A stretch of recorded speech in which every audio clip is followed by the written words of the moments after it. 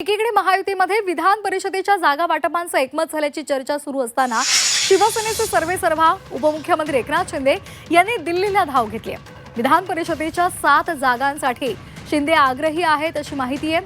ठाणे, छत्रपती संभाजीनगर, जालना, नाशिक या जागांचा तिढा अद्यापही कायम आहे असं सूत्रांकडून कळतंय। दिल्लीमध्ये विधान परिषदेच्या या जागांचा तिढा सुटणार का हे पाहणं सुद्धा महत्त्वाचं आहे।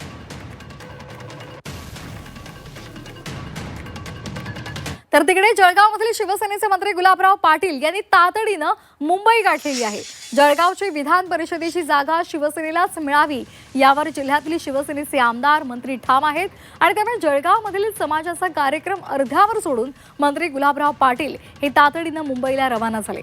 जळगावच्या जागेसंदर्भात उपमुख्यमंत्री एकनाथ शिंदे यांच्या भेटीसाठी गुलाबराव पाटील यांनी मुंबई गाठल्याची माहिती मिळते।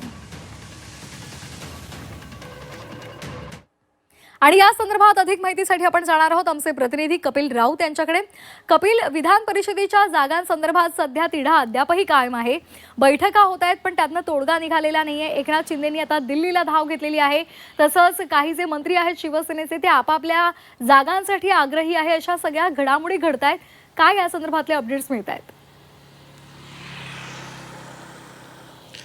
नक्कीच विधान परिषदेचा तिढा अजूनही सुटलेला नाही असं आपण बोलू शकतो। खरं तर शिवसेना आग्रही आहे पहिल्यापासूनच 7 जागेसाठी आणि ती 7 जागा भाजपा देईल का यावरती प्रश्नचिन्ह आहे। तर त्यामुळे ह्या सर्व गोष्टीचा जो परिणाम आहे तो अशा प्रकारे दिसतोय। सर्वात प्रथम बघितलं तर काल आपण बघितलं लंडनवरती एक बैठक झालेली आहे। भाजपाचे नेते रवींद्र चव्हाण असेल, बावनकुळे असेल, एकनाथ शिंदे यांच्यामध्ये बैठक झाली। त्याच्या आधी तटकरेत एकनाथ शिंदेने भेटून गेले होते विधान परिषद संदर्भात आणि ह्या सर्व बैठका झाल्यानंतर तातडीने एकनाथ शिंदे हे दिल्लीला रवाना झालेले आहेत। काल दुपारी नंदनवनमध्ये ते कोणालाच भेटले नाही, कोणत्याही व्यक्तीला भेटले नाही, थेट ते तिथून दिल्लीला रवाना झालेले आहेत। ते अजूनही दिल्लीलाच आहेत आणि तिथून ते आज कर्नाटकला जाणार आहेत त्यांच्या एका कार्यक्रमाला। तर दिल्ली रवानामध्ये एकनाथ शिंदे कोणाला भेटतात, कशी चर्चा होते राजकीय याकडे सर्वांचं लक्ष लागलेलं आहे। खरं तर विधान परिषद तिढा आता दिल्लीपर्यंत गेलेला आहे। एकनाथ शिंदे आता दिल्लीतले जे मोठे नेते आहेत त्यांच्याशी आपली नाराजी आहे ती व्यक्त करणार आहेत। एकीकडे म्हणजे एकनाथ शिंदे कुठेतरी नाराज आहेत, शिवसेना कुठेतरी नाराज आहे असं दिसतंय। तुम्ही बघू शकता का आता गुलाबराव पाटील अचानक आता मुंबईकडे रवाना झालेले आहेत। त्यामुळे एकंदरीतच विधान परिषद रशी केस कुठे अजून संपली नाहीये।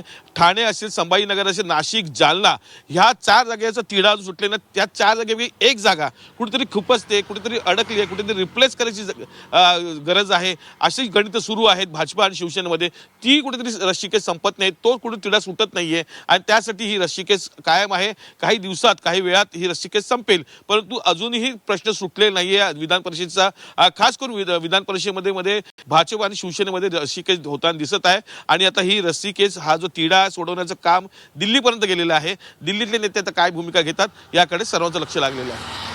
अगदी त्यामुळे आता या जागांवर सहमती होणार का? एकनाथ शिंदेंची बार्गेनिंग पॉवर खूप चांगली असं मानलं जातं, त्यामुळे त्यामध्ये त्यांना यश येतं का हेही पाहणं महत्त्वाचं आहे। धन्यवाद कपिल दिलेल्या या सविस्तर माहितीसाठी।